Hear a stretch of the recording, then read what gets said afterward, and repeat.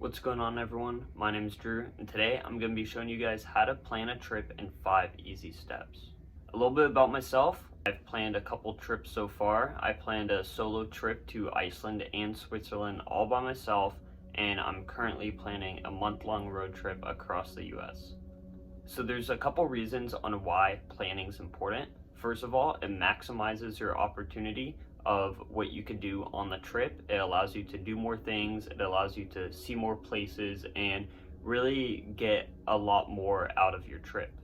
It also reduces stress levels because you know what to expect, what you're doing, you have everything figured out already, you got all the stress out of the way beforehand. And lastly, it allows you to budget for your trip. As you know what you're doing, all the expenses going into everything, it just makes it so much easier to stay within your budget. So, the first step into planning your trip is finding out where you're going. First, you gotta find out what kind of trip you want. If you want like a more relaxed trip, maybe somewhere by the beach where you're not doing too much, just laying around. Maybe you want to go to big cities and see all the cool attractions in one place. Or maybe you want to get a little more adventurous and go to scenic places and do hikes and all that kind of stuff.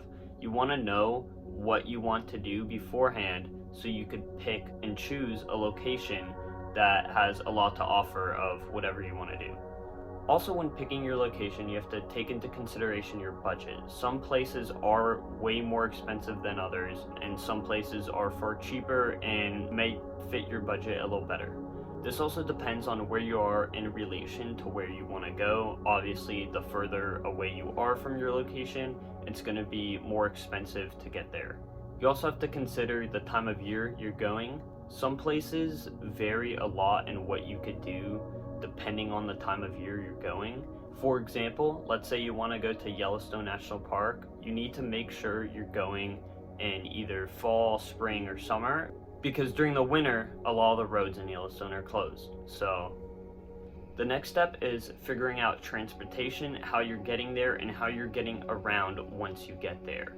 So if you're taking a trip abroad somewhere, most likely you need a flight to get there. I recommend using either Google Flights or Expedia to find cheap flights, and make sure you book these flights at least 2 months in advance, because seats will sell out fast and it gets more expensive the closer to the date.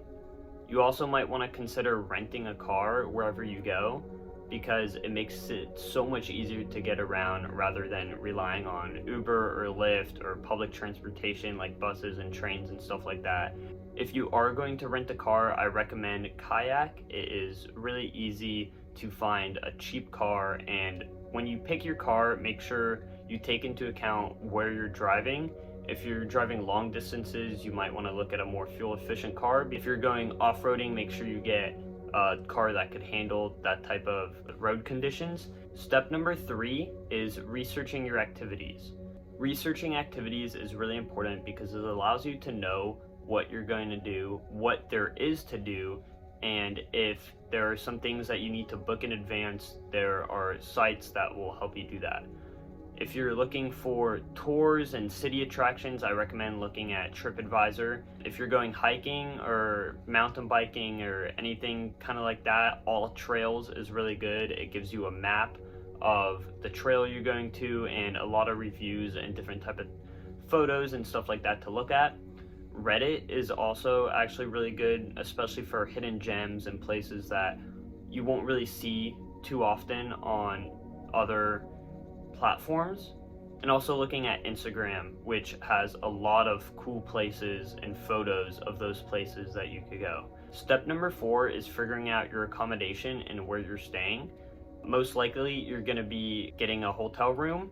If you do that, I recommend hotels.com. Hotels.com makes it really easy to find a hotel that you want. For example, if you have to have Wi-Fi in your hotel, you could filter for that. You could filter by how close it is to certain attractions. You could sort by how cheap or how expensive they are. The reviews are also really helpful, and it's just really easy to use. If you're going to be camping on your trip like I am during my road trip, freecampsites.net is a really useful website to use. It has a bunch of free and not free campsites, and you could find out where they are in relationship to where you're going to be staying and what you're going to be doing. Also, if you're staying in the US, you could camp for free in national forests, which if you're going to national parks and state parks and stuff like that, usually national forests are all around those types of places. So you don't have to pay the expensive camping fees to stay in the national park. You can just stay right outside it in a national forest.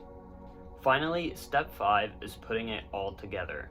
I like to use Google My Maps. It makes it really easy to pinpoint exactly where you're going to be, where you're going to be staying, where different attractions are, maybe restaurants you want to go to, and it consolidates it in one little map with different icons of where each place is. I also like to make a day-to-day itinerary of what I'm going to be doing. That includes travel times, so like driving from place to place, the activities I'm going to be doing, how long I'm going to be doing those activities, and then also roughly about when I want to start and end my day. It should also include where you're going to stay for each day, just so you know that. And that's all. It really is that easy. It doesn't take too long, depending on how long your trip is or how complicated or how much you're going to be doing. It shouldn't take too long at all. And making an itinerary and planning your trip out like this allows you to be more flexible during your trip.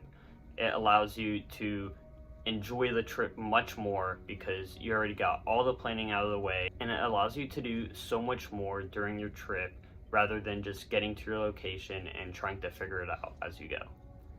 That is all. Thank you guys all for watching. If you enjoyed this type of content, please hit the like and subscribe button. It really helps me out a lot, and it tells me that you like this content that I'm making because I'm trying to change it up now.